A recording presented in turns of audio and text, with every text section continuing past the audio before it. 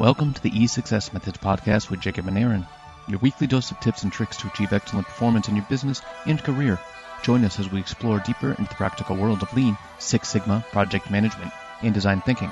In this episode number 190E, we wrap up with Stave 5 of the audio release of A Business Carol, as well as some final words. To get the full commercial-free release for free, fill out the form at e6s-methods.com/book releases or email me, Aaron, Aaron, at e6s-methods.com. If you like this episode, be sure to click the like link in the show notes. It's easy. Just tap our logo, click, and you're done. Tap, click, done. Here we go. Stave 5, An Enlightened Dawn. When I woke in the morning, I was tangled in my comforter, my body ached, and my mind was muddled. Had it all been real or imagined? Was that a future that would be, or only could be?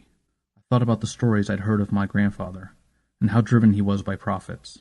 Now he claimed that he's still wandering the earth, bearing witness to the sorrows that he'd begat in his time.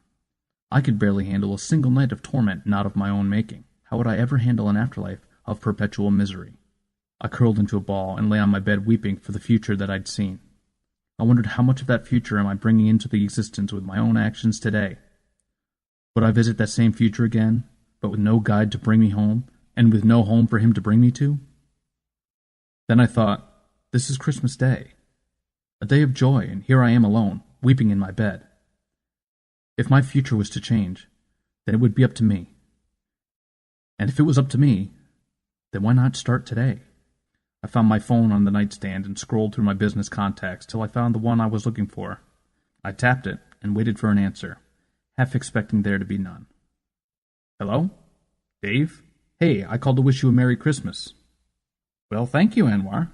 I hope you're having a great day, too. Say, Dave, what are you doing today? I'm working at the Holiday Lights drive-thru. You want to come see it? I fought my instinct to stay home and watch the bowl games. Sure. If you're up for a long night, you can just ride with me. I can pick you up around 4. Which game started at 4? No. Must mash the couch potato. That sounds great. I'll admit, I spent the day working on my project. After all, they're called bad habits for a reason. When we decide to change them, they don't do us the favor of throwing themselves off the cliff in our minds. No, instead they push right back in your face, sparring with your will.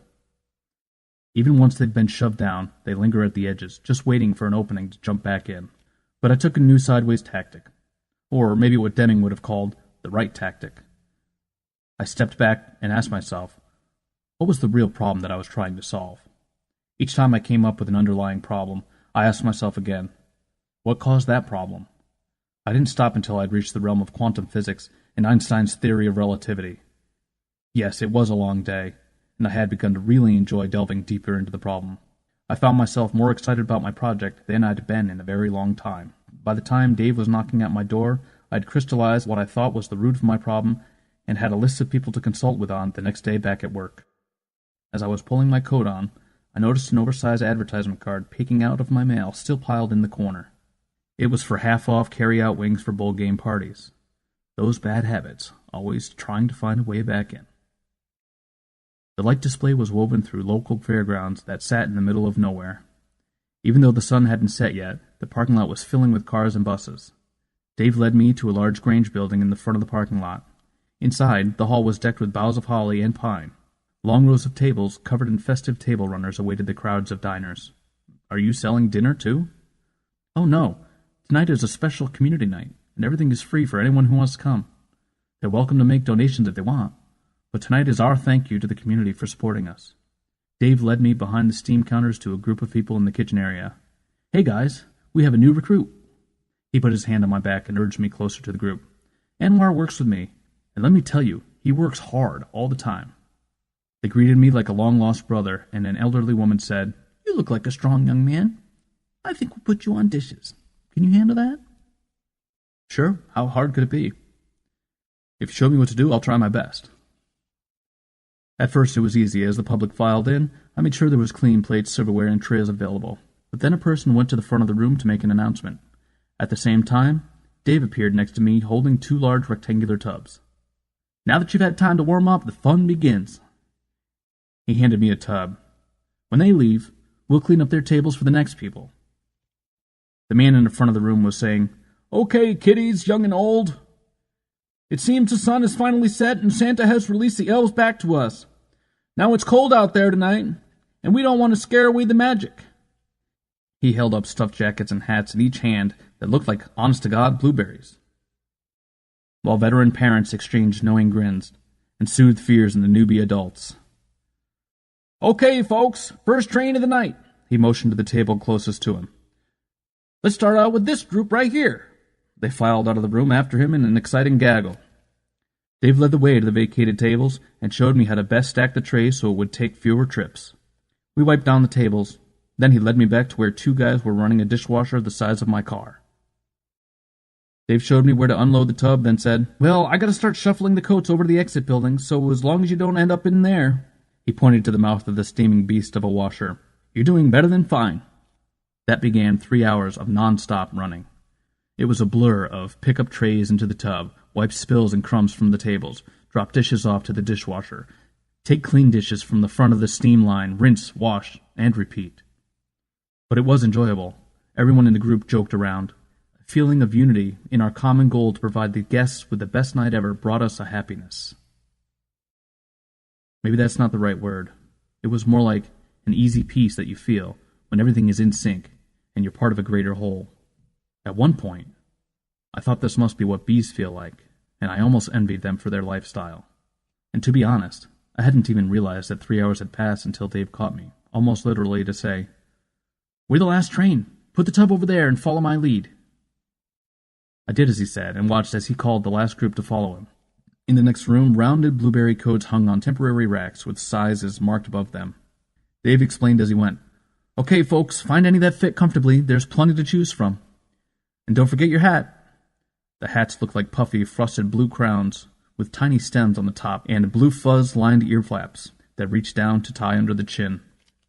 Parents helped kids find coats and then found their own. Eventually, we were all standing there, puffy blue orbs, so round that only our arms from the elbow down poked out. Dave looked over his charges with a big grin and said, "Okay, I think we'll be able to sneak among them like this. Just remember, if an elf comes up to you and looks like they're about to get scared, the way to calm them down is to—" He gave a dramatic pause, looking around the room. "How do we do it, kids?" Half the children waved their hands in the air and began to bounce. "Bop, bop, bop." "That's right, kids. They love bop." Dave threw his hands in the air and began bopping with the children. Adults, head bobbing ever so slightly, laughed nervously with each other. I stood smiling, but bopless. "Hey, give me a break. I was new." Dave pulled me aside as they filed out the back door. He explained that I was to help the kids get seat-belted in the ride on the caboose. If I noticed anyone having problems, to hop off and run to the front to let him know. Outside, the night was pitch black. A quarter-scale size red train waited in a single floodlight. It was rigged with 6 open cars and had 4 benches each and a caboose-shaped car at the end. Each car had 2 speakers that telescoped from each front corner and faced back to the passengers. The entire rig was adorned with garland, wreaths, and oversized candy canes. We strapped 2 little blueberries to a bench, and each big blueberry got a bench of their own. As Dave mounted the engine and put on his headphones with a mic, I settled onto the caboose. Soon the sound of distant sleigh bells surrounded us, and Dave began the tour. "All right, kids, let's all make a big chain.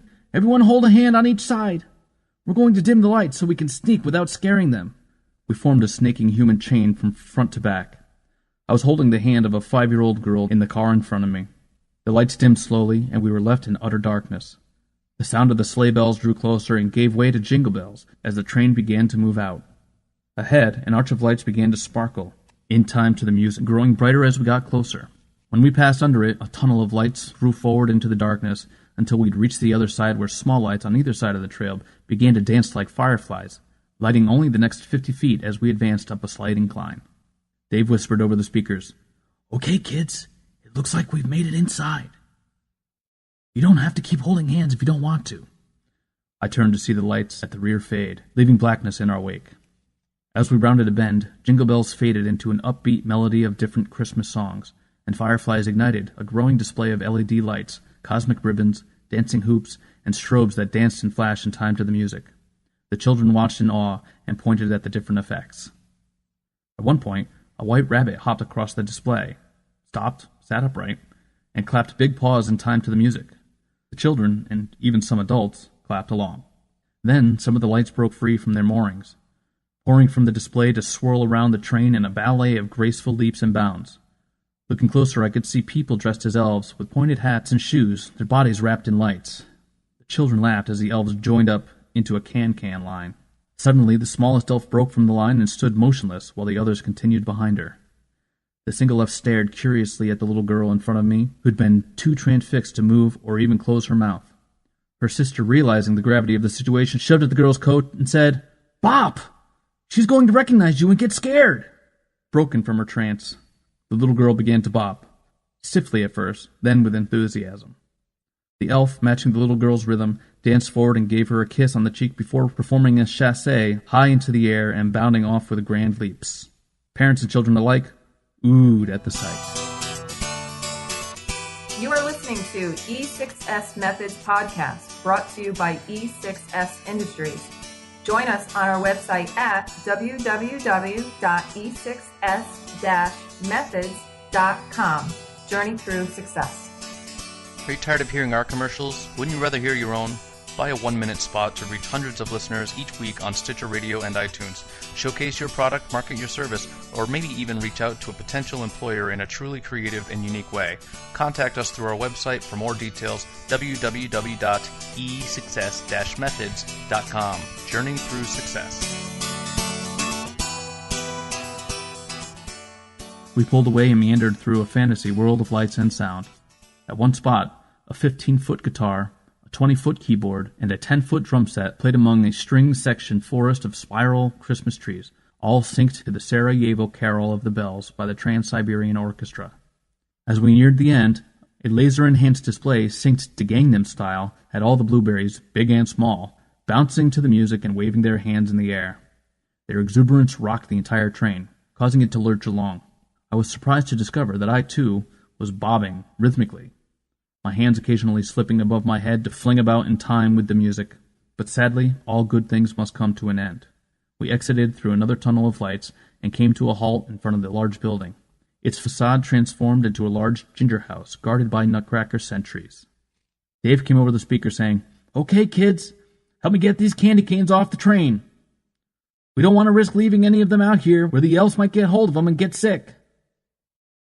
The children scrambled around the train, picking every last candy cane off as instructed. As they did, Dave continued on the speaker. "Thank you so much, kids, for protecting our elves. It turns out that Santa didn't get all his work done this year, and he's asked us to help.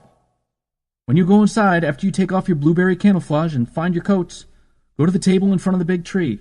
Tell the helpers your name and age so that they can check to see if Santa forgot any of your presents." We lagged behind to take the garland off the train and allow the huddle of kids time to disperse. I'm curious. Why the blueberry outfits? Some families can't afford good coats. It's hard to have fun when you're freezing. Kids who go to the table without much of a coat will find out that Santa just forgot to leave a new one for them. I handed him the last garland rope and coiled it into the box. That's sly. We walked inside, shed our blueberry garb, and got cups of coffee. Dave led me to a table in the corner of the room away from the commotion. "Did you like the show?" I'm in awe. That was like a trip through Fantasyland. I sipped the coffee. "How long have you been volunteering here?" "Oh, a few years, I guess." A woman who'd been standing, half listening behind Dave, stepped forward, smiling, and put her hand on Dave's shoulder. "Oh, Dave, hush. Don't you be so modest." Then she looked at me. "This is Dave's 15th year with us. He's responsible for everything, from when you stepped onto the train until you got back off. This man starts building in October and won't be all tore down till February." That's all you back there, Dave?" Dave blushed. "Jenny knows full well that a lot of people help Dave. Dave isn't prancing around in pointed shoes and green tights, if you will." Jenny laughed. "That's our Dave. She mussed his hair. Our very own servant leader, chief technical officer." "CTO? For real?" Dave shot Jenny a look. Jenny likes to rub it in that Dave got a bunch of letters stuck to him when he wasn't looking. "Oh, much as Dave tries to deny it." Jenny looked at me more seriously. "He's our organization official CTO. Don't get me wrong, we love to have fun here, but with, what is it now?" She looked at Dave. "Nearly $300,000 in equipment and getting bigger every year. We've had to have someone in charge of just that. And over the years, Dave's probably trained up nearly 50 people in all that stuff back there. They're all like his groupies now. We can hardly get rid of them over the summer. They even talk us into doing a light show for Halloween this year, 'cause they couldn't wait for Christmas to get here. Dave grinned at her. Go big or go home, right? Then he looked at me. Won't be too long before she's saying I made the blind see and lame walk. But they did a real good job on Halloween. It didn't scare the kids. Parents love that. And kids love anything with lights. We had a competition to see who could be the most creative. They all came up with great stuff. The bunny rabbit tonight was a ghost just 2 months ago. You must really love Christmas lights. My mother loved Christmas lights. She said they were like magic. Dave watched the kids getting presents at the table in front of the tree. I figure people need magic. A silence fell over Dave. Jenny stroked his back, then allowed her hand to rest there in a silent, private embrace for her friend. Neither knew I shared their secret. Guilt flashed through my mind like a ray of light exposing my critical nature. In my mind's judgmental eye, I'd made Dave a two-dimensional caricature, easily disparaged and dismissed as not worthy of my time. I valued what he could do for me, but I never valued him. I never learned much more than his name, department, and cubicle location. I'd never considered him a three-dimensional, living human being with a history and dreams for the future. I'd realized that I'd left something important undone. Say, Dave, I touched Dave on the elbow. Talking about blind spots. Dave roused from his thoughts. Blind spots? I was thinking about Linda's wedding. Oh yeah, I need to find her a gift and get that card. That's what I was thinking about. How about you get them a gift from the bridal registry and a nice card, and we sit down together to write the card? Would you do that? That's why you're my hero. You're so smart about those things. I bet you're going to make a great senior VP. You always help me think about things I don't see. I laughed. Well, I think that's mutual. I'm definitely going to pick your brain for my project. We could really use your perspective. Sure, anytime.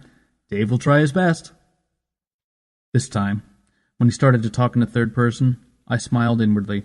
Now, I understood it was how he reacted when he was nervous. To ease Dave's tension, I turned the conversation back to the holiday display, and over the next hour, Dave regaled me with the stories of his technological feats.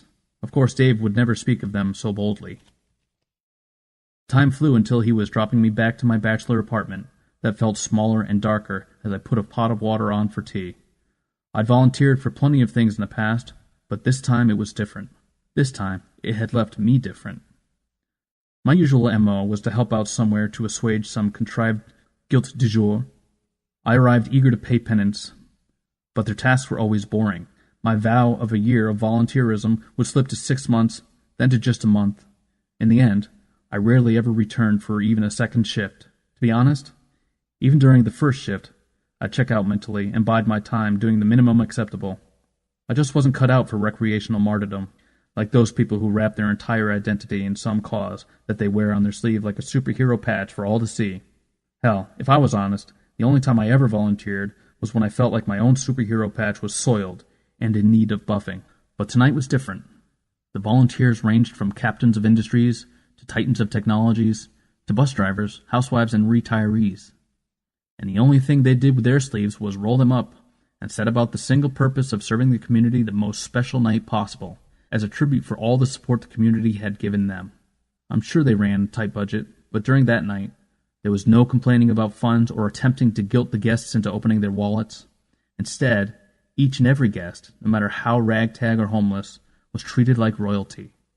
They were honored for the simple fact that they'd chosen to show up and participate.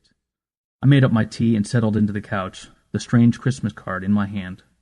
Was it really addressed to my grandfather? Should I open it? After all, I still hadn't bought new tea, so odds were he'd be back to collect it. I sat there, pulling my finger across the sealed edge of the flap. If it happened to open on its own, that wouldn't be my fault. I thought about Dave and all the things he'd said that night. What I wouldn't give to be able to see myself through Dave's eyes. I'd love to be the man he thinks I am. Don't we all think about what our ideal self would be like? Even though we can never live up to it, the image is so imprinted in our soul, like an individually crafted magnetic north always drawing us. Even if we encircled it in a Faraday cage of delusions and rationalizations, it's still there reminding us that there are things we should be doing, yet we don't. Still, like bad habits, our true north is always there, waiting for a chance to influence us. What a paradox.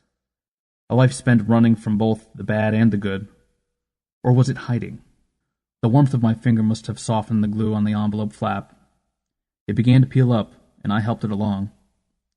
Inside was a photo of me as a young child, standing in a stream. I turned it over and read what was written on the back. My dear grandson, you are the greatest consequence I have brought into this world. As a child, you left no stone untested and no door closed. So I have faith that you will be reading this sooner than later. You've grown into a wonderful man, but you've lost your way. Life is for the living, and living is for the loving.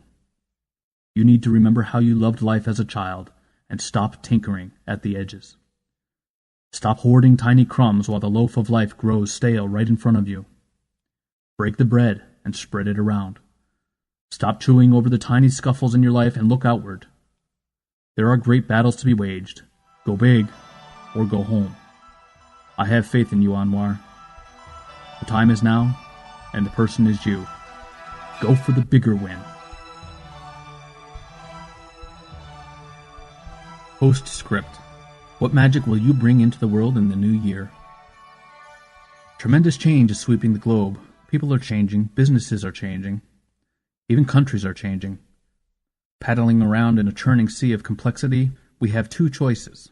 We can paddle harder and harder, using the autopilot of the old ways, barely keeping our heads above the crashing waves. Or we can choose a different way of seeing, being, and doing that allows us to catch the really big wave. Sure, it takes effort to train our minds to pay attention to being here and now in our lives, but there's nothing else like the growing realization that you're actually catching a perfect wave, the feeling of being hoisted in complete harmony with the world, and the raw, rumbling power of flying at the top of your game. Each of us makes tens of thousands non-trivial decisions each day of our lives. We make them in the context of a culture that's more angst-driven than ever before, and while being bombarded from every side by agenda-laden messages. Pundits cherry-pick world events to promote an us-against-them mentality in support of their favored causes. Everything from the local news station to Facebook feeds churn out a 24/7 narrative of man's inhumanity toward man. Nearly 10,000 marketing messages a day entreat us to buy this or that, while we try to stay on task to drive bigger and faster growth in the increasingly complex landscapes of markets and technology.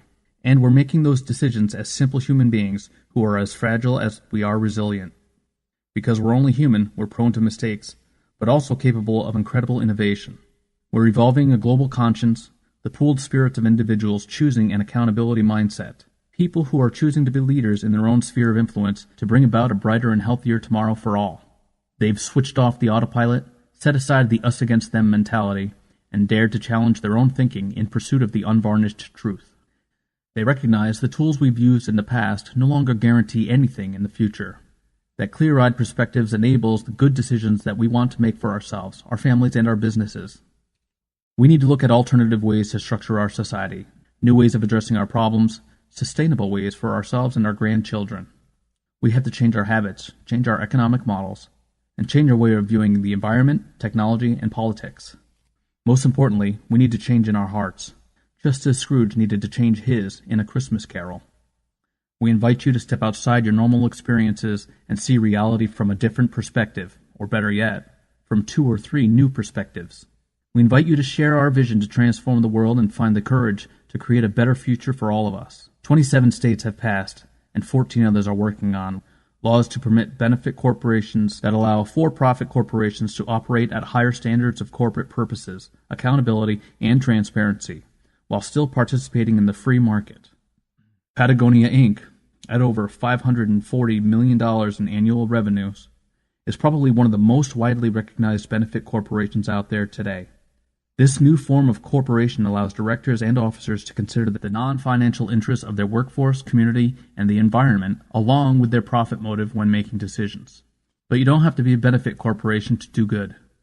The Internet exceeded 3 billion netizens in 2014, and it's estimated that half of the world's population will have access to the Internet by 2018.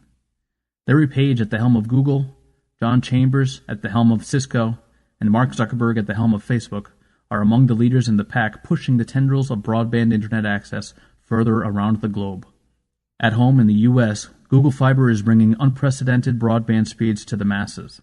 Small and rural towns, frustrated by the poor service of plotting access providers, are battling it out in the courts for the rights to build their own community mesh and Wi-Fi networks. Meanwhile, individuals can use cell phone apps like Open Gardens, FireChat, and Serval Project Serval to form ad hoc networks in the face of disaster, civil unrest, or just everyday lack of internet access. As the internet highway continues to colonize the globe, more minds and more individual experiences are melded into the human condition, expanding our own creativity and our own potential beyond what was imaginable even a few decades ago. But if we were going to reach our full potential, we need to reevaluate the old ways and open our minds to new ways of thinking. No matter where you are, you can make a difference. We need to band together, because any of us is not as good as all of us. Attitudes are highly contagious. When we adopt an accountability mindset, we inoculate ourselves against those who stir dissent for profit and become the positive hand, stretching an invitation to others to join in our reindeer games. We invite you to open your mind, your heart, and more importantly, to find your will to help lead this necessary change. To be the linchpin in constructively building a safer, brighter, and more sustainable world. We invite you to fight against hunger, pollution, and corrupted governments. We invite you to become more honest and ethical, and have a more caring attitude or work of setting aside habits, biases, and ideologies in a fresh and objective search for truth. Because only through understanding the truth do we find the real magic that's always been there. We all have a choice. What will your choice be?